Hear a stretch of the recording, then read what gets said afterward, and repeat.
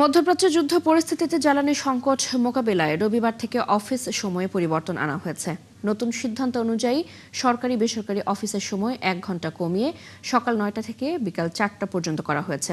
School কলেজে নির্দেশনা দেওয়া হবে 5 এপ্রিল। আর শুক্রবার থেকে সন্ধ্যা 6টার পর বন্ধ করে দিতে হবে শপিং মল ও দোকানপাট। বিয়ে সহ সামাজিক অনুষ্ঠানে আলোকসজ্জা পরিহারের নির্দেশনা দেওয়া হয়েছে। বৃহস্পতিবার রাতে মন্ত্রিপরিষদের 3 ঘন্টা রুদ্ধদ্বার বৈঠকের সিদ্ধান্ত জানান সচিব নাসিমুল গনি। মোহন ইসলামের রিপোর্ট। বৃহস্পতিবার সংসদ অধিবেশন শেষে সংসদ ভবনে শুরু হয় মন্ত্রিপরিষদের বৈঠক। রাত 9:15টায় শুরু হওয়া বৈঠকটি চলে প্রায় 3 ঘন্টা। রুদ্ধদ্বার এই বৈঠকে মধ্যপ্রাচ্যের যুদ্ধের কারণে সৃষ্ট জ্বালানি সংকট নিয়ে আলোচনা হয়। দেশে জ্বালানি ও বিদ্যুৎ সংকট এড়াতে বেশ কিছু সিদ্ধান্ত নেয় মন্ত্রিপরিষদ। এর মধ্যে বেশ কিছু সিদ্ধান্ত হয়েছে। বৈঠক শেষে মন্ত্রিপরিষদ সচিব নাসিমুল গনি জানান, সরকারি বেসরকারি অফিস ও ব্যাংকের সময় 1 ঘন্টা কমিয়ে সকাল 9টা থেকে বিকাল 4টা পর্যন্ত করা হয়েছে। অফিসগুলো আমরা কমিয়ে নিয়ে আসতেছি 1 ঘন্টা করে, 9টা থেকে 4টা পর্যন্ত অফিস চলবে সকল অফিস। ব্যাংকিং গুলো চলবে আওয়ার্স 9টা থেকে 3টা পর্যন্ত, 4টায় ব্যাংক বন্ধ হয়ে যাবে। জানান, শুক্রবার থেকে শপিং মল, মার্কেট, বাজার চালু থাকবে সন্ধ্যা 6টা পর্যন্ত। দোকানপাট যে বললাম 6টার সময় বন্ধ হয়ে যাবে সব। শপিং মল সব দোকানপাট বলতে শপিং মলও তার মধ্যে পড়ে। কোনো রকমের বেসরকারি বিবাহ বা কোনো উৎসব উপলক্ষে কোনো আলোকসজ্জা করা যাবে না। এদিকে অনেক দেশ থেকে জ্বালানি আনার চেষ্টা চলছে জানিয়ে সচিব বলেন, পাম্পে লাইনের কারণ কৃত্রিম সংকট। যুদ্ধটা না থামলে মেজরিটি তেল, আমাদের 80% তেলই আসে মধ্যপ্রাচ্য থেকে, অন্যান্য জায়গা থেকেও আসে। এখন সেসব জায়গা থেকে আসা শুরু করবে। তিনি জানান, শিক্ষা প্রতিষ্ঠানের বিষয়ে সিদ্ধান্ত আসবে রবিবার। আর গাড়ির পরিবর্তে বিদ্যালয়গুলো বাসে শিক্ষার্থী আনা নেওয়া করলে বৈদ্যুতিক বাসের আমদানি শুল্ক ধরা হবে না। সিদ্ধান্ত হয়েছে, তার মধ্যে একটা আছে যে। মোহন ইসলাম, 71, ঢাকা। চট্টগ্রামের কর্ণফুলী নদীতে অভিযান চালিয়ে একটি অয়েল ট্যাংকারের জাহাজ থেকে অবৈধভাবে মজুত থাকা 37,000 লিটার ডিজেল জব্দ করা হয়েছে। এছাড়া সিরাজগঞ্জে জব্দ হয়েছে 1400 লিটার ডিজেল। আর রাজবাড়ীতে এক ব্যবসায়ীকে জরিমানা করেছে ভ্রাম্যমাণ আদালত। বৃহস্পতিবার রাত 9:30টার দিকে চট্টগ্রাম বন্দরের সদরঘাট এলাকার কর্ণফুলী নদীতে অভিযান চালিয়ে 37,000 লিটার ডিজেল জব্দ করেছে কোস্টগার্ড ও নৌবাহিনী। বন্দর সচিব জানান, অয়েল ট্যাংকার কোরবান আলী শাহতে অবৈধভাবে মজুত থাকার তথ্য পেয়ে অভিযান চালানো হয়। এ ঘটনায় জড়িতদের বিরুদ্ধে মামলা প্রক্রিয়াধীন বলে জানিয়েছে কর্তৃপক্ষ। এদিকে সিরাজগঞ্জের বেলকুচিতে 2টি দোকান থেকে 1455 লিটার জ্বালানি তেল জব্দ করেছে ভ্রাম্যমাণ আদালত। একই সাথে তাদেরকে 20,000 টাকা জরিমানা করা হয়। এছাড়া রাজবাড়ীর পাংশায় সার কীটনাশকের দোকানে অবৈধভাবে জ্বালানি তেল মজুত ও অতিরিক্ত দামে বিক্রির দায়ে এক ব্যবসায়ীকে 20,000 টাকা জরিমানা করেছে ভ্রাম্যমাণ আদালত।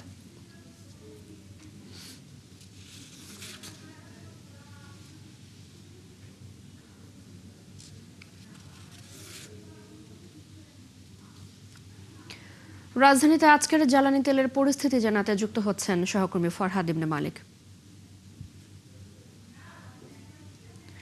ফরহাদ, নিশ্চয়ই শুনতে পাচ্ছেন। কেমন দেখছেন জ্বালানি তেলের সরবরাহ পরিস্থিতি? কি বলছেন ক্রেতারা? এছাড়া পাম্প মালিকদের কোনো অভিযোগ আছে কিনা, সব মিলিয়ে জানবো।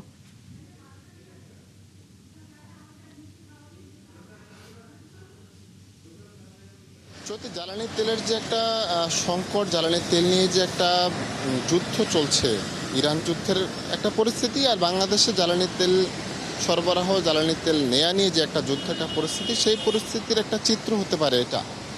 আমরা দেখেছি যে মহাখালী বাস টার্মিনালের সামনে থেকে এই ট্রাস্ট ফিলিং স্টেশনের জন্য জ্বালানি তেল নেওয়ার জন্য গাড়িগুলো দাঁড়িয়েছে এবং এই সিরিয়াল এখন পর্যন্ত এখানে চলছে। আমরা অনেকের সাথে কথা বলেছি, কেউ রাত 2টোর সময় এসেছে, কেউ 1টার সময় এসেছে, কেউ 12টার সময় এসেছে, রাত 12টায়। অর্থাৎ তারা লম্বা সিরিয়াল দিয়ে দাঁড়িয়ে রয়েছে। আমরা দু একজনের সাথে কথা বলি যে আসলে কখন থেকে তারা দাঁড়িয়ে আছে। একটু ছোট করে বলবেন কখন থেকে দাঁড়িয়ে আছেন? ভাই, গতকাল রাত্রে আমি ডিউটি শেষ করে আমি এখানে দাঁড়িয়ে আছি, প্রায় 12-13 ঘন্টার উপর হয়েছে ভাই। আমি রাত্রেও খাওয়া দাওয়া করি নাই, বাসায় যেতে পারি নাই। আর এখন তো আমি সারা রাত সজগ, সকালবেলাও থেকে না খাওয়া। এখন আপনাকে কিছুক্ষণ পর জুমার সময় জুম্মার নামাজে রাস্তায় পড়তে হবে না, বাসায় যেতে পারবো। আমার সাথে কাঁচা বাজার, দেখেন আমি বাজার সাথে নিয়ে ঘুরতেছি। আমি বাজার করে দাঁড়িয়ে আছে। হ্যাঁ, কাঁচা বাজার। কথা বলি, তারা কখন থেকে দাঁড়িয়ে আছে? একটু কথা বলি, কখন থেকে দাঁড়িয়ে আছে? ভাই, রাত্রে 1:30 বাজে আসছি, এখন হচ্ছে বাজে দিনের 11টা। আমি হবাই পাম্পে ঢুকতেছি ভাই। দুঃখের কথা আর কি বলবো ভাই, আর কিছুই বলার নাই। এই এই একটা অবস্থাতে সবাই রাস্তায় দাঁড়িয়ে রয়েছে, কখন থেকে দাঁড়িয়ে রয়েছে তারা জানছেন, কিন্তু কখন তারা তেল পাবে সে সম্ভাবনা নেই। কখন থেকে রাত্রে 1টা বাজে। এই যে এতক্ষণ ধরে দাঁড়িয়ে রয়েছেন, তেল পাবেন কি পাবেন না জানেন এখন? না, এখনো নিশ্চয়তা না, যাইলে বুঝতে পারবো এখন পাম্পে। ধন্যবাদ আপনাকে। এই একটা পরিস্থিতি আসলে, যারা বাইক নিয়ে দাঁড়িয়ে রয়েছে তাদেরও এমন পরিস্থিতি, যারা গাড়ি নিয়ে দাঁড়িয়ে রয়েছে তাদেরও এমন পরিস্থিতি। আমরা একজনের সাথে কথা বলি, গাড়ি নিয়ে দাঁড়িয়ে রয়েছে। তিনি কখন থেকে রয়েছেন? আপনি কখন থেকে এখানে? 9:30, রাত 9:30টায় আসছি, এখনো তেল পাইনি, পাবো কিনা এটা বলতে পারতেছি না। এই যে একটা লম্বা সময় ধরে দাঁড়িয়ে রয়েছেন, এই গাফিলতি, এই সমস্যাটা, এর জন্য আসলে দায়ী কে বা কারা? এটা তো আমরা বলতে গেলে, সত্য কথা বলতে গেলে মেলা কিছু আছে, কিন্তু আসলে বলার তো কিছু নাই আমাদের। মন্ত্রী তো বলছেন যে লম্বা সময় ধরে দাঁড়িয়ে রয়েছে এই জন্য ঘাটতি হচ্ছে, কিন্তু তেলের ঘাটতি নেই। মন্ত্রী মিনিস্টার ওনারাই ভালো বলতে পারবে তেলের ঘাটতিটা কোথায় থেকে। এটা সিন্ডিকেট হইতে পারে, এটা syndicate। না, মন্ত্রী বলছেন যে তেলের ঘাটতি আসলে নেই, কিন্তু এই যে লম্বা সিরিয়াল করে দাঁড়ানোর ফলে 2 দিনের তেল 2-3 ঘন্টায় শেষ হয়ে যাচ্ছে। তো এটা কি বলবো, এটা তো আমাদের মতন বলার গরিব মানুষ, আমরা কি বলতে পারি, আর বলার মতন তো কিছু নাই। আমাদের সময় নষ্ট, এই কষ্ট, এটাই আর কি। ধন্যবাদ। তো চৈতি, যে বিষয়টা জানাচ্ছিলাম, যে আমরা দেখলাম যে যারা বাইকে রয়েছেন তারাও একটা লম্বা সময় ধরে দাঁড়িয়ে রয়েছেন, 12 ঘন্টা 13 ঘন্টা, আর যারা প্রাইভেট কার নিয়ে এসেছেন তাদের তো ঠিক একই সময় দাঁড়াতে হয়েছে। আমরা বেশ কয়েকটা ফিলিং স্টেশন ঘুরে দেখেছি, মোটামুটি সবগুলো ফিলিং স্টেশনের চিত্র আসলে একই রকম। আর ঢাকার অনেক ফিলিং স্টেশন কিন্তু এখন পর্যন্ত বন্ধ রয়েছে। তো জ্বালানি মন্ত্রী গতকাল সংসদে বলেছিলেন যে দেশে আসলে তেলের ঘাটতি নেই, তবে এই লম্বা সিরিয়াল করে 2 থেকে 1.5 দিনের জ্বালানি তারা 2-2.5 ঘন্টার মধ্যে শেষ করে ফেলছে। তবে রাজধানীর ফিলিং স্টেশনগুলোতে ঘুরে চিত্রটা অন্যরকম দেখা যায়, কারণ সেখানে ফিলিং স্টেশনই বন্ধ থাকে। তো এই বন্ধ ফিলিং স্টেশনে যে তেল সরবরাহ করা হচ্ছে না, সেটা নিয়ে যেমন যারা গ্রাহক রয়েছেন তাদের অভিযোগ রয়েছে, পাশাপাশি যারা ফিলিং স্টেশনে রয়েছেন তারাও আসলে আমাদের সামনে কথা বলতে চান না। তো এই পরিস্থিতি আসলে সমস্যার সমাধান কখন সেটা বলা যাচ্ছে না, তবে সমস্যার সমাধানে সরকার চেষ্টা করছে বলে আমরা জানতে পেরেছি। চৈতি। ফরহাদ, ধন্যবাদ আপনাকে। আপনি আছেন সেখানে, নিশ্চয়ই পরবর্তীতে আবারও আমরা যুক্ত হব। আমাদের সাথে তেলের পরিস্থিতি জানাতে যুক্ত ছিলেন সহকর্মী ফরহাদ এমনে মালেক। এবারে পাম্পের জ্বালানি সংকট নিয়ে আরও বিস্তারিত জানাতে ঢাকার বাইরে মেহেরপুরে যেতে চাচ্ছি, সেখানে আছেন সহকর্মী আসিফ ইকবাল। আসিফ, আজকের পাম্পগুলোর সার্বিক অবস্থা কি, ভোগান্তি নিয়ে কি বলছেন চালকরা? ফিলিং স্টেশন মেহেরপুর নূর ফিলিং স্টেশনে, সেখানে সন্ধ্যা থেকে এবং এখন অবধি প্রায় 2 কিলোমিটার মোটরসাইকেল চালক যারা রয়েছেন তারা কিন্তু লাইন ধরে দাঁড়িয়ে রয়েছেন। তারা আদৌ কি তেল পাবেন এমন কিন্তু তারপরেও কিন্তু তারা দাঁড়িয়ে রয়েছেন। আমি চালকদের সাথে কথা বলেছি, চালকরা বলছেন যে তারা যারা বেসরকারি চাকরি করে, বিশেষ করে বেসরকারি যারা চাকরি করে, তারপরে যারা বড় আবাদ করছে কৃষক, তারা কিন্তু সন্ধ্যা থেকে এখন অবধি কিন্তু দীর্ঘ লাইনে দাঁড়িয়ে আছে। তারা তেল পাবেন কিনা এমন সন্ধান তারপরে দাঁড়িয়ে রয়েছে, তারপরেও কিন্তু তারা পাচ্ছেন, তারা চাহিদা মতো তেল পাচ্ছেন না। তারা বলছেন যে তাদের যদি 10 লিটার তেলের প্রয়োজন হয়, তারা কিন্তু পাচ্ছেন 5 লিটার। যার কারণে তাদের কিন্তু আজকে যে চাহিদা, এই চাহিদা না পাওয়ার কারণে তাদেরকে কিন্তু আবার আগামীকালই কিন্তু লাইনে দাঁড়াতে হচ্ছে। এই কারণে তাদের কিন্তু ভোগান্তি কিন্তু চরম পর্যায়ে পৌঁছাইছে। পাশাপাশি আমি মোটরসাইকেল চালক যারা তারা দীর্ঘ 2 থেকে 3 কিলোমিটার ধরে দাঁড়িয়ে রয়েছে তাদের সাথে কথা বলছি। তারা যে বিষয়টি বলছেন যে তাদের যে প্রয়োজন চাহিদা রয়েছে 5 লিটার তেল, সেখানে তারা কিন্তু 200 থেকে 300 লিটার তেল পাচ্ছেন এই দীর্ঘ লাইনে দাঁড়িয়ে। তাদের কিন্তু ভোগান্তির কিন্তু একবার চরম পর্যায়ে পৌঁছেছে। আমি এ বিষয়ে তেল পাম্প মালিকদের সাথে কথা বলেছি, তারা যে বিষয়টি বলছেন যে তারা যে চাহিদা পত্র দিচ্ছে সেই অনুযায়ী তারা তেল পাচ্ছে না, যার কারণে কিন্তু এই সংকট রয়েছে। তারা চাহিদা মতো পেলেই কিন্তু এই সংকট কিন্তু কাটিয়ে উঠবেন। চৈতি। আসিফ, ধন্যবাদ আপনাকে। আমাদের সাথে মেহেরপুর থেকে যুক্ত ছিলেন সহকর্মী আসিফ ইকবাল। এই মুহূর্তে দক্ষিণ সিটি কর্পোরেশনে কথা বলছেন প্রশাসক, আমরা সেখানে যুক্ত হচ্ছি। আওয়ামী লীগ পাকিস্তানের প্রধানমন্ত্রী হতে চেয়েছে আর জামাত পাকিস্তানকে টিকিয়ে রাখতে চেয়েছে, তা পার্থক্যটা কোথায়? আর বিএনপি স্বাধীনতার ঘোষণা দিয়ে মুক্তিযুদ্ধের নেতৃত্ব দিয়েছে। এটাই হলো ইতিহাস। এটা কি আমরা বানিয়ে বলতেছি না বাস্তব? এটাই হলো বাস্তব। এই জন্য বাংলাদেশের মানুষও সবসময় বিএনপির পক্ষে আছে, যত চেষ্টা করুক। আমাদের নেতা মাননীয় প্রধানমন্ত্রী তারেক রহমান অল্প সময়ের মধ্যে তিনি যেগুলো যেগুলো নির্বাচনী ইশতেহারে তিনি যেগুলো কমিটমেন্ট করেছিলেন একে একে কিন্তু সেগুলো ফুলফিল করছেন। কোন সরকারের ইতিহাসে নাই, বাংলাদেশের ইতিহাসে নাই যে এত অল্প সময়ে এতগুলো, আজকে সারা বিশ্ব যখন একটা ক্রাইসিসের মধ্যে দিয়ে চলছে, সারা বিশ্বে একটা অর্থনৈতিক মন্দার মধ্যে দিয়ে যাচ্ছে, যখন আমাদের এই বিরোধী দল সহ অনেকেই বলেছিলেন তিনি তো কমিটমেন্ট করছেন কিন্তু এগুলো কি বাস্তবে সম্ভব, টাকা পাবে কোথায়, এই তারাই কিন্তু বলেছেন। কিন্তু আজকে যখন আমাদের নেতা তারেক রহমান একের পর এক ফ্যামিলি কার্ড দিয়েছেন, কৃষক কার্ড দিবেন, খাল খনন করছেন, প্রত্যেকটা বিষয়ে খেলোয়াড়দেরকে খেলার কার্ড দিয়েছেন, অর্থাৎ প্রত্যেকে কিন্তু অর্থনৈতিকভাবে, এটা শুধু মুখে বলা না, বাস্তবে রূপান্তরিত করছেন। এখন তো টাকাটা দিচ্ছেন আর আপনার কয়দিন আগে বলছেন টাকা পাবে কোথায়। এর জন্য আমাদের নেতা শহীদ রাষ্ট্রপতি জিয়া রহমান বলেছিলেন মানি ইজ নো প্রবলেম, এবং সেটা তিনি প্রমাণ করেছিলেন। যদি দুর্নীতিটা বন্ধ করা যায়, চুরি চোট্টামি যদি বন্ধ করা যায়, তাহলে বাংলাদেশের টাকা কোনো সমস্যা না। 26শে মার্চ ও মহান স্বাধীনতা দিবস উপলক্ষে আলোচনা সভায় কথা বলছেন ঢাকা দক্ষিণ সিটি কর্পোরেশনের প্রশাসক আব্দুল সালাম। আমরা সেখানে এতক্ষণ যুক্ত ছিলাম। জ্বালানি তেল অপচয় রোধে এবার ওয়ার্ক ফ্রম হোম চালু করলো মালয়েশিয়া। এর ফলে অফিসে আসার প্রয়োজন পড়বে না কয়েক হাজার কর্মীর।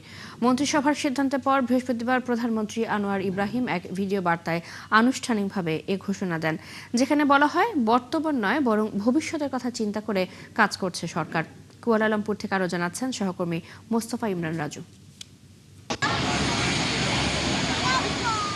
যুক্তরাষ্ট্র ও ইসরায়েলের সঙ্গে ইরানের যুদ্ধে বৈশ্বিক টালমাটাল অর্থনীতির মধ্যে এখনো নিজেদের অবস্থান ধরে রেখেছে মালয়েশিয়া। তবে দেশটির প্রধানমন্ত্রী আনোয়ার ইব্রাহিম আশঙ্কা করছেন মধ্যপ্রাচ্য পরিস্থিতির সহসা উন্নতি না হলে বাড়বে অস্থিরতা, ঘাটতি দেখা দেবে অপরিশোধিত তেলের। আর এ কারণেই জ্বালানি তেলের সঞ্চয়ে মনোযোগী সরকার। তবে বাড়তি সতর্কতায় 15 এপ্রিল থেকে কর্মীদের ঘরে বসে কাজের ঘোষণা দিয়েছে সরকার। মন্ত্রিসভায় পাশ হওয়া এ ঘোষণায় সরকারের বিভিন্ন মন্ত্রণালয় ও অফিস কর্মীদের কাজ করতে হবে ঘরে বসেই, আর এতে বিপুল পরিমাণ জ্বালানি সাশ্রয় হবে বলে মনে করে মালয়েশিয়া সরকার। যত বেশি কোম্পানি এই ওয়ার্ক ফ্রমটা অ্যাডপ্ট করতে থাকবে তত বেশি তেলের উপর নির্ভরতা কমতে থাকবে এবং আমরা তেল সাশ্রয়ী হতে পারবো। এটা খুবই একটা ভালো উদ্যোগ আমি মনে করি, কারণ বর্তমানে মালয়েশিয়াতে জ্বালানির সমস্যাটা আস্তে আস্তে দেখা যাচ্ছে। বেসরকারি সেক্টরে যারা এখানে কর্মরত আছে, যাদের আমাদের দৈনন্দিন অফিস যেতে হয়, আমাদের জ্বালানি তেলটাও সাশ্রয় হবে। এদিকে তেলের মূল্য 2 দফা বাড়ানো হলেও এর প্রভাব এখনো পড়েনি বাজারে। স্থিতিশীল আছে নিত্য প্রয়োজনীয় পণ্যের মূল্য তালিকা। তেলের দাম বাড়ার সাথে এখানে কোনো কিছু বাড়ে নাই, এখানে নিত্য প্রয়োজনীয় জিনিসের দাম আরো বরঞ্চ কমছে। ওয়ার্ক ফ্রম হোম চালু করলে আমার মনে হয় না যে খুব বেশি পরিবর্তন আসবে, বাট এটা আমার কাছে মনে হয় যে এটা চালু করলে একদিক থেকে সুযোগ সুবিধা বৃদ্ধি পাবে, মানুষের খরচটা কমে যাবে। বৈশ্বিক বাজারের সঙ্গে সামঞ্জস্য রেখে তেলের দাম বাড়বে, যে কারণে সাশ্রয় করার জন্য এই উদ্যোগটা নেওয়াকে স্বাগত জানাই। Mostafa Imran Raju, 71, Kuala Lumpur, Malaysia. চলছে সংবাদ সংযোগ, ফিরছি বিরতির পর। 71-এর সাথে থাকুন।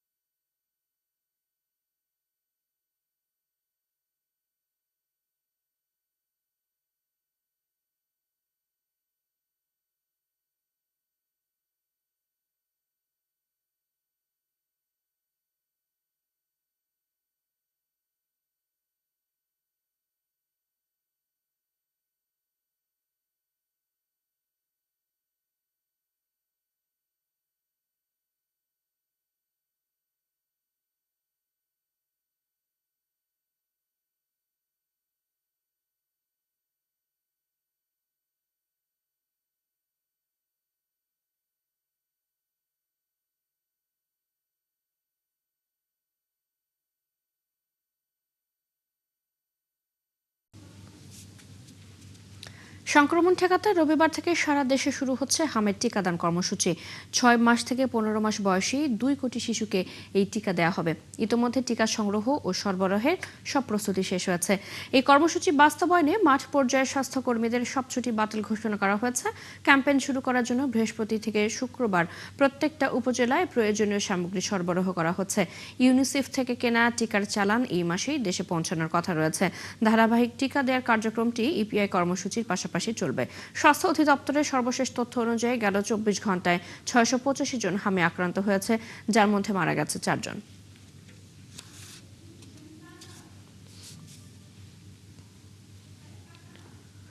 দেশের 56 জেলায় হামের সংক্রমণ ছড়িয়ে পড়েছে। 2 বছরে শিশুদের নিয়মিত টিকাদানের ক্ষেত্রে যে রোগ প্রতিরোধ ক্ষমতার ঘাটতি তৈরি হয়েছে হামের বর্তমান প্রাদুর্ভাবের সেটি প্রাথমিক কারণ বলছে বিশ্ব স্বাস্থ্য সংস্থা। রাজধানীর হাসপাতালের হামের রোগীদের খবর জানাবেন মেহেদি হাসান, যুক্ত হচ্ছে তার সাথে। মেহেদি, নিশ্চয়ই শুনতে পাচ্ছেন। আপনি কোন হাসপাতালে এই মুহূর্তে অবস্থান করছেন? কেমন দেখছেন সেখানে হামের রোগীর চাপ? কি বলছেন স্বজনরা, পাশাপাশি চিকিৎসকের পরামর্শ কি? সব মিলিয়ে জানবো।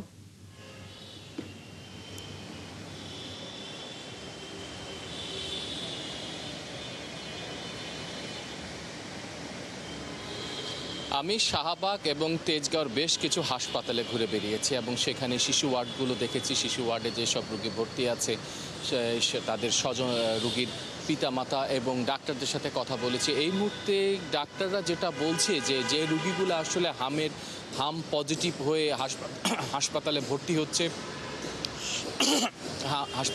হচ্ছে এবং মৃত্যুবরণ করছে, তাদের আসলে সবারই রোগ প্রতিরোধ ক্ষমতা অত্যাধিক কম দেখা যাচ্ছে এবং ডাক্তাররা দেখছে যে কোনো ওষুধ কাজ করতে অনেক সময় নিচ্ছে চিকিৎসা এবং যখন তাকে এবং যে একটু জটিল হয়ে গেলে তাদেরকে আইসিইউ বা লাইফ সাপোর্টে নেওয়া প্রয়োজন পড়ছে।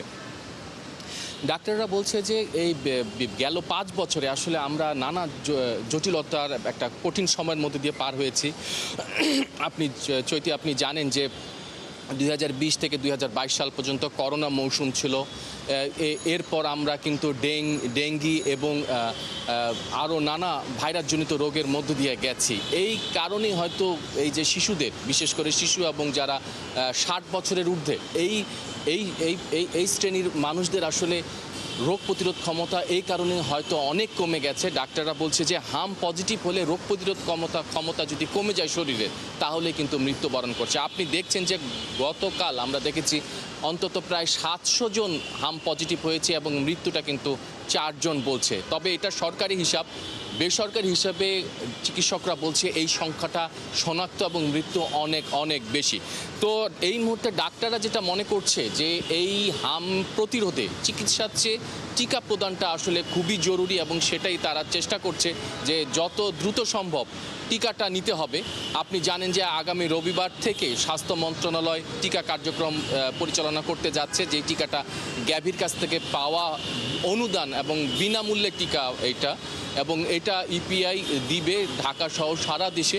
তবে সীমিত পরিসরে শুরু করবে। তবে তাদের যেহেতু ইপিআই বলছে যে এটা পুরো দমে শুরু করতে আরও 1.5 মাসের মতো সময় লাগবে, কারণ টিকার যে 2 কোটি ডোজের টিকার যে সিরিঞ্জ এবং দক্ষ জনবল এই মুহূর্তে ইপিআইয়ের ঘাটতি রয়েছে, সেটা পুষাতে আরও 1.5 মাস সময় লাগবে পুরো দমে শুরু করতে। তবে সীমিত পরিসরে হয়তো শুরু হবে রবিবার থেকে। ডাক্তাররা বলছে টিকাটা সবাইকে নিতে। চৈতি। মেহেদি, ধন্যবাদ আপনাকে। আপনি ছিলেন আমাদের সাথে এতক্ষণ। শুনছিলাম আমরা হাসপাতালে হামের রোগীদের চাপের খবর। দর্শক, 1 সপ্তাহের মধ্যে হামে আক্রান্ত হয়ে 2 শিশুর মৃত্যুতে উদ্বেগ বাড়ছে নারায়ণগঞ্জের রূপগঞ্জে। যদিও জেলা সিভিল সার্জন বলেন পরিস্থিতি মোকাবিলায় সর্বোচ্চ প্রস্তুতি রয়েছে জেলা স্বাস্থ্য বিভাগের। আর বিশেষজ্ঞদের মত, হাম অত্যন্ত সংক্রামক হলেও সময়মতো চিকিৎসা নিলে এটি প্রতিরোধ করা সম্ভব। হাবিবুর রহমানের তথ্য ছবিতে প্রতিবেদন।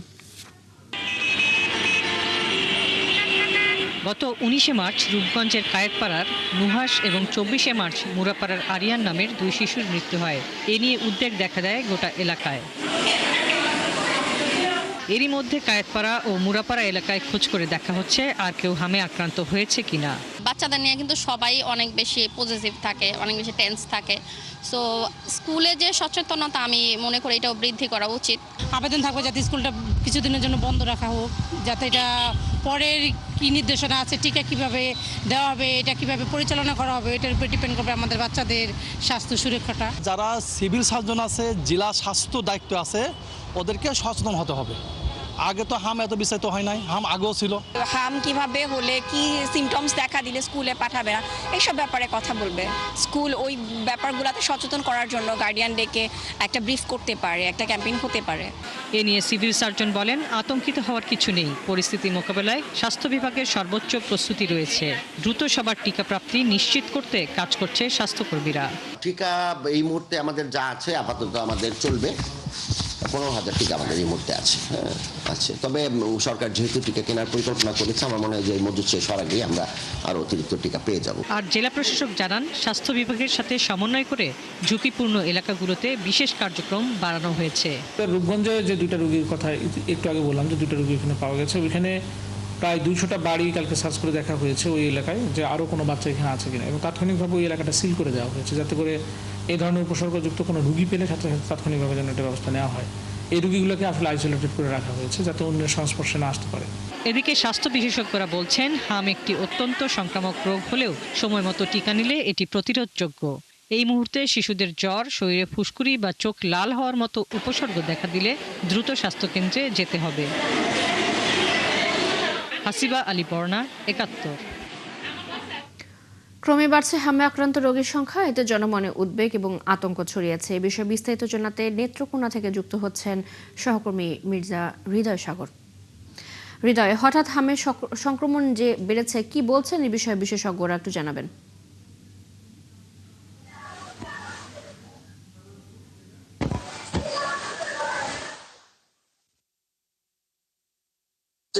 আমি এখন দাঁড়িয়ে আছি নেত্রকোনা সদর হাসপাতালে। সদর হাসপাতালে হামের জন্য একটি আইসোলেশন ওয়ার্ড খোলা হয়েছে। এখানে গত 1 সপ্তাহ ধরে রোগীরা ভর্তি হচ্ছে। তবে আমরা স্বাস্থ্য বিভাগের সাথে কথা বলেছিলাম, নেত্রকোনায় এই পর্যন্ত 67 জনের শরীরে হামের নমুনা পাওয়া গেছে। তার মধ্যে 23 জন হাম নিশ্চিত হয়েছে। বাকিদের নমুনা এখনো ঢাকা মহাখালীতে আছে, রিপোর্ট পাওয়ার অপেক্ষায় রয়েছে। 23 জনের মধ্যে 5 জনের অবস্থা আশঙ্কাজনক হওয়ায় ইতিমধ্যে ময়মনসিংহ মেডিকেল হাসপাতালে পাঠানো হয়েছে। আর বাকি যারা আছে তাদের মধ্যে 13 জন নেত্রকোনা সদর হাসপাতাল এবং বাকিরা নেত্রকোনা বিভিন্ন হাসপাতালে চিকিৎসা নিচ্ছে। তবে বলে রাখা ভালো, আমরা সিভিল সার্জনের সাথে কথা বলেছিলাম, আগামী রবিবার থেকে হামের টিকা দেওয়া শুরু করবে। আগের টিকা যেহেতু 9 বছর বয়স থেকে দেওয়া হতো, এখন বর্তমানে টিকার জন্য সিদ্ধান্ত হয়েছে 6 বছর বয়স থেকে 10 বছর বয়সী সকলকে টিকার আওতায় আনা হবে। তবে যে হাম আক্রান্ত রোগীদের ক্ষেত্রে সচেতনতাটা খুবই জরুরি। স্বাস্থ্য বিভাগ বলছে যে সচেতন না হলে আক্রান্তটা আসলেই ছড়িয়ে যাচ্ছে। সাধারণ মানুষের মধ্যে সচেতনতার অভাব রয়েছে। আমরা যেটা লক্ষ্য করেছি, পাশে একটি শিশু ওয়ার্ড রয়েছে। শিশু ওয়ার্ড থেকে প্রতিনিয়তই সাধারণ মানুষ এখানে শিশুদের নিয়ে আসছে, যার কারণে এইটার ভয়াবহতা নিয়ে উদ্বিগ আছে স্বাস্থ্যকর্মীরা এবং চিকিৎসকরা। এই পর্যন্ত 6 জন চিকিৎসা নিয়ে সুস্থ হয়ে বাড়িতে ফিরেছে। এই ছিল নেত্রকোনা থেকে সর্বশেষ। ধন্যবাদ সাগর আপনাকে। আমাদের সাথে নেত্রকোনা থেকে যুক্ত ছিলেন সহকর্মী মির্জা হৃদয় সাগর। পাবনার ঈশ্বরদীতে উপজেলা ছাত্রদল নেতা ইমরান হোসেন সোহাগকে গুলি ও কুপিয়ে হত্যা করেছে দুর্বৃত্তরা। বৃহস্পতিবার রাত 10:30টার দিকে ঈশ্বরদীর সারা গোপালপুর এলাকায় এ ঘটনা ঘটে। ঈশ্বরদী সার্কেলের অতিরিক্ত পুলিশ সুপার প্রণব কুমার জানান, রাতে সোহাগ তার বন্ধুদের নিয়ে রেললাইনের পাশে চায়ের দোকানে আড্ডা দিচ্ছিলেন। এ সময় একদল দুর্বৃত্ত মুখে কালো কাপড় ঢেকে এসে তাকে এলোপাতাড়ি গুলি ও কুপিয়ে হত্যা করে চলে যায়। ঘটনাস্থলে সোহাগের মৃত্যু হয়। খবর পেয়ে পুলিশ তার মৃতদেহ উদ্ধার করে, তবে তাকে হত্যার কারণ জানা যায়নি। নিহত ইমরান হোসেন সোহাগ উপজেলার পাকশি ইউনিয়নের বাঘাইল মন্নবিপাড়া গ্রামের বাসিন্দা।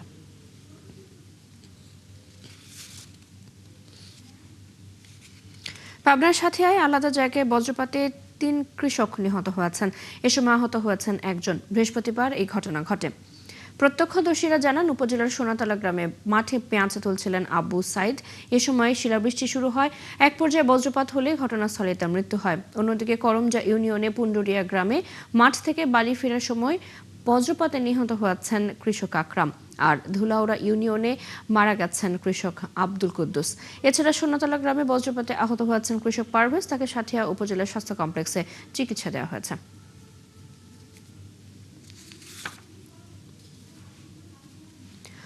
বাংলাদেশে মোট আবাদযোগ্য জমি প্রায় 1,75,00,000 একর, যা দিনে প্রায় 17 কোটি মানুষের খাদ্য চাহিদা পূরণ করা হচ্ছে।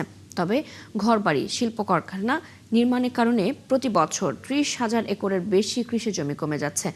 খাদ্য নিরাপত্তা নিশ্চিত করতে বর্তমান সরকার কৃষি ভূমি সুরক্ষা অধ্যাদেশকে আইনে পরিণত করছে। তবে বিশ্লেষকরা বলছেন, কৃষি জমিতে গো খামার স্থাপন সহ জমির শ্রেণী পরিবর্তনে জেলা প্রশাসকের কাছে অনুমতি পেতে পড়তে পারে ভোগান্তি। বিস্তারিত সুশান্ত সিনহার প্রতিবেদনে। পরিসংখ্যান ব্যুরোর তথ্য অনুযায়ী বাংলাদেশে কৃষি জমির পরিমাণ প্রায় 1,85,00,000 থেকে 2 কোটি একরের মধ্যে। এর মধ্যে আবাদযোগ্য কৃষি জমির পরিমাণ 1,75,00,000 একর।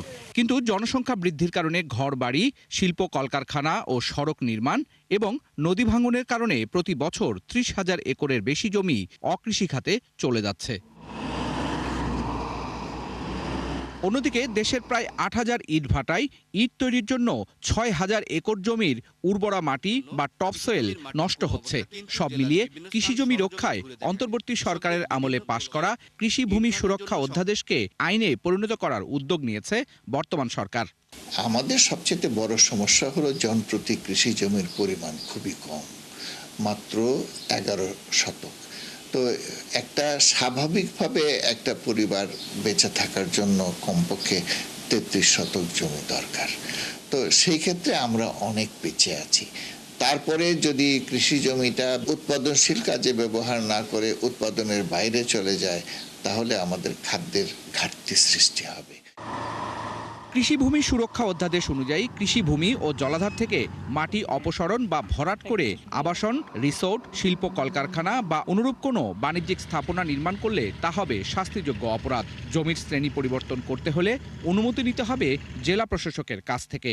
এতে কৃষিকেন্দ্রিক শিল্প, পোল্ট্রি খামার, মৎস্য চাষ ও গবাদি পশুর খামার করার উদ্যোগ জটিলতায় পড়তে পারে বলে শঙ্কা বিশ্লেষকদের। যেখানে ফসল কৃষি হয় সেখানে আর কিছু করা যাবে না, তাহলে কিন্তু একটা বিরাট প্রবলেম, বিরাট সমস্যা। দেশের বাইরে যারা কাজ করে ফিরে আসছে অল্প কিছু টাকা নিয়ে, তারা এসে একটা মুরগির খামার করছে তার বাড়ির পাশে, তার বাবার যে সম্পত্তি ছিল, ডিম করছে, হয়তো 10টা গরু করছে, কিন্তু ছোট একটা পুকুর করছে। আমরা যদি এগুলোকে অকৃষি বলি তাহলে কিন্তু একটা সমস্যা তৈরি হবে। এই অ্যাক্টিভিটিস বা যে গ্রোথটা যেটা হচ্ছে সেটা কিন্তু বন্ধ হয়ে যাবে, এবং এটাকে কেয়ারফুলি কনসিডার করতে হবে এবং এটাকে ইনক্লুড করতে হবে আমার কৃষির ডেফিনেশনে পুরো সেক্টরটাকে। উন্নয়ন এবং যে সুরক্ষা তাদের মধ্যে ব্যালেন্স করা, 2 বা ততোধিক ফসলি কৃষি জমি কনভার্সন করা নিষিদ্ধ। কিন্তু সরকার এটাও বলেছে যে 10% কৃষি জমি তাদের প্রয়োজনে তারা গ্রহণ করতে পারবে। তাহলে এখানে যেটা দাঁড়াচ্ছে যে কোনটা প্রজেক্ট অপরিহার্য এবং কোনটা অপরিহার্য নয়, সেটা নির্ণয়ের ক্ষেত্রে কিন্তু আপনার যে প্রয়োগকারী মন্ত্রণালয় এবং সুরক্ষার যে কর্তৃপক্ষ তাদের মধ্যে একটা আইনি জটিলতা তৈরি হবে। তো সেটা কিভাবে অ্যাড্রেস করা যেতে পারে তারও একটা এখানে কিন্তু কিছুটাই একটা পয়েন্ট আসা উচিত। তবে এই অধ্যাদেশটি রাঙামাটি, বান্দরবন ও খাগড়াছড়ি ছাড়া সমগ্র বাংলাদেশের জন্য প্রযোজ্য হবে। সুশান্ত সিনহা, 71, ঢাকা। দর্শক, ঢাকা বিশ্ববিদ্যালয়ের রোভার স্কাউট গ্রুপের আয়োজনে হীরক জয়ন্তী উৎসবে এই মুহূর্তে কথা বলছেন শিক্ষা প্রতিমন্ত্রী ববি হাজ্জাজ। আমরা সেখানে যুক্ত হচ্ছি। এটা অত্যন্ত গুরুত্বপূর্ণ। আমি এই কারণে আরেকটু বড়ভাবে ধন্যবাদ জানাতে চাই আমাদের আইটিপি মহোদয়কে। উনি স্টেজেও যে বক্তব্য রাখলেন এবং পরে আমার পাশে বসেও আমাদের যে আলোচনাগুলো হচ্ছিল, যে এই যে আমাদের এই কৃতি সন্তানদের বা আমাদের এই তরুণদের আমরা কিভাবে আরো ভালোভাবে জাতির প্রয়োজনে ব্যবহার করতে পারি সেটা নিয়ে উনি চিন্তা করছেন, কাজ শুরু করেছেন, এবং আমিও ওনাকে আশ্বস্ত করেছি যে আমি ওনার সাথে মিলে এই কাজটা আরো সুন্দর এগিয়ে নিতে চেষ্টা করব। বাংলাদেশের স্কাউটিং বোধহয় এগেন যেহেতু একসময় অনেক বছর করেছি, 48 সাল থেকে বোধহয় অফিসিয়ালি শুরু হয় বাংলাদেশের স্কাউটিং। রবার্ট ব্যাটন পাওয়েল শুরু করেন স্কাউটিং এগেন, মানে এখানে সবাই রোভার স্কাউট আছে, স্কাউটিং এর ইতিহাস বলার জন্য না, বাট একটু আন্ডারস্ট্যান্ডিং এর জন্য।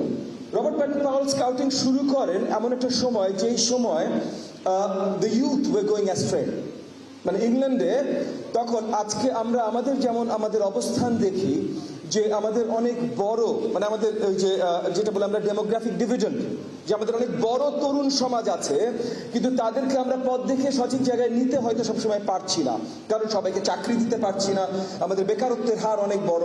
এরকম একটা সিচুয়েশন লেট 1800s যখন ইংল্যান্ডে বিরাজমান ছিল, তখন রবার্ট বার্টন পাওয়েল এই বয় স্কাউটিং রোভার স্কাউটিং শুরু করলেন, যে এদের মাধ্যমে এই সিভিক অ্যাসোসিয়েশনটা আরো শক্তিশালী করবার জন্য এই তরুণদেরকে যেন আরো আপনার কি বলে ফ্রুটফুল সিটিজেন হিসেবে তৈরি করা যায়, যেন তারা ভুল পথে না যায়।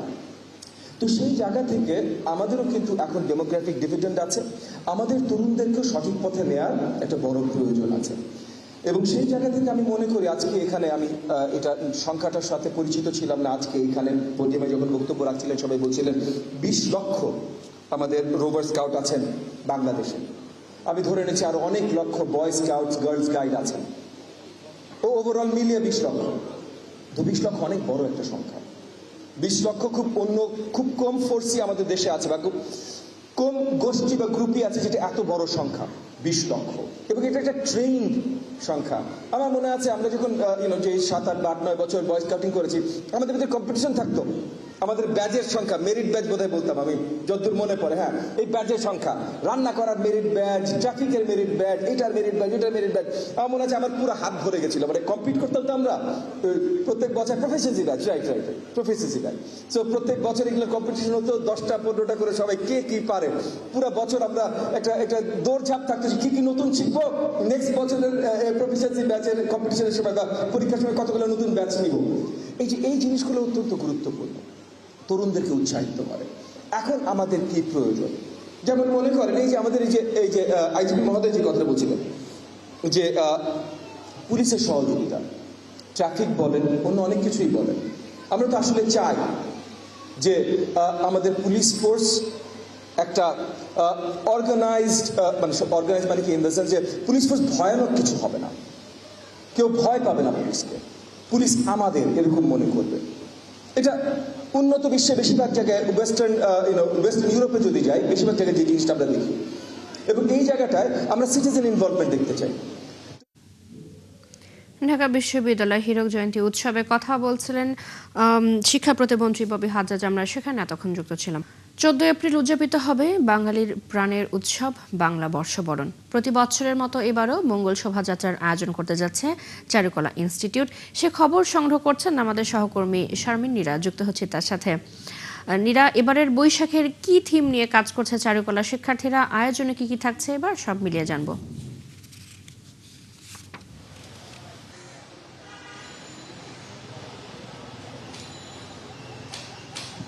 ধন্যবাদ আপনাকে। আপনি জানেন যে একটা নির্বাচিত নতুন সরকার, এবং সেই সরকারের কাছে নিঃসন্দেহে অনেক বেশি প্রত্যাশা থাকে। চারুকলা শিক্ষার্থীদের এবারের যে মোটিভগুলি তারা আসলে তৈরি করছে, সেখানেও আসলে তেমন থিম আমরা লক্ষ্য করেছি। এবং একটু বলতে চাই, এবারের স্লোগান হচ্ছে নববর্ষের ঐক্যতান, গণতন্ত্রের পুনরুত্থান। দীর্ঘ সময় পরে গণতন্ত্রের পুনরুত্থান হয়েছে, এবং তাদের এই শোভাযাত্রার মধ্যেও আসলে মোটিভের মধ্যেও তারই ছোঁয়া আছে। আপনি আমার পেছনে যদি দেখেন, একটা বড় মোরগ পড়ছে। মোরগকে গ্রামাঞ্চলে আসলে বলা হয় যে নতুন দিনের সূচনার প্রতীক। মোরগের ডাকে মানুষের ঘুম ভাঙে, অর্থাৎ একটা নতুন সকাল, একটা নতুন বছর, তারই প্রতীক হিসেবে এবং মোরগকে রাখা হয়েছে। আছে শান্তির পায়রা। আপনি জানেন যে শান্তি প্রত্যাশা আসলে বাঙালিদের থাকে, এজন্য শান্তির পায়রা। যদিও গেল বছরের যে পায়রাটি রয়েছে সেটাই এবার আসলে খানিকটা সংস্কার করে বা রেনোভেট করে দেওয়া হবে। এর বাইরে লোকজ সংস্কৃতির অংশ হিসেবে এবার আপনি জানেন যে ট্যাপা পুতুল থাকে অনেক সময়, এবার আসলে সোনারগাঁয়ের যে কাঠের ঘোড়া সেটি আসলে এবার শোভাযাত্রায় থাকবে। এর বাইরে থাকবে কাঠের হাতি এবং একই সাথে দোতারা থাকবে। আপনি জানেন যে গেল কয়েক মাস আগে অন্তর্বর্তী সরকারের সময়টাতে আমরা লক্ষ্য করেছিলাম যে বাউলদের উপর আঘাত হয়েছে, বাউল সংস্কৃতির উপর আঘাত হয়েছে, তারই প্রতিবাদ হিসেবে এবার দোতারা রাখা হয়েছে, এবং দোতারাকে পেট্রোনাইজ করছে যে বাউলরাও আসলে এই বাংলার বাইরে নয়, সুতরাং এবার দোতারাকে রাখা হয়েছে। এখন পর্যন্ত 5টি মোটিভ ঠিক হয়েছে। আপনি জানেন চৈতি, এখনো প্রায় 10 দিন বাকি আছে, সবে কাজ শুরু হয়েছে সোমবার থেকে, এবং এখন দিন দিনরাত মোটামুটি কাজ হবে। যদিও আজ শুক্রবার সকালবেলা খানিকটা ভিড় কম, আমরা আশা করব যে হয়তো দুপুরের পর থেকে সাবেক বর্তমান শিক্ষার্থীদের মিলন মেলায় পরিণত হবে, যেমনটা আগামী কয়েকদিন দেখা যাবে। একটা বিষয় ছোট্ট করে পরিষ্কার করতে চাই, নাম নিয়ে এবার মঙ্গল শোভাযাত্রা হবে না আনন্দ শোভাযাত্রা থাকবে সেটি নিয়ে এক ধরনের চর্চা চলছে। চারুকলার যিনি ডিন রয়েছেন তার সাথে আমাদের কথা হয়েছে, তিনি যেটি বলেছেন আগামী 5 তারিখে সংস্কৃতি মন্ত্রণালয়ে একটি আন্তঃমন্ত্রণালয় বৈঠক হবে, সেখানেই মূলত আসলে সিদ্ধান্ত হবে যে কি নামে এবার এই শোভাযাত্রা পরিচালিত হবে। আমি রয়েছি চারুকলায়, নিশ্চয়ই কোনো আপডেট পেলে জানানোর চেষ্টা করব। চৈতি। অবশ্যই নীরা, ধন্যবাদ আপনাকে। আমাদের সাথে চারুকলা ইনস্টিটিউট থেকে যুক্ত ছিলেন সহকর্মী শারমিন নীরা।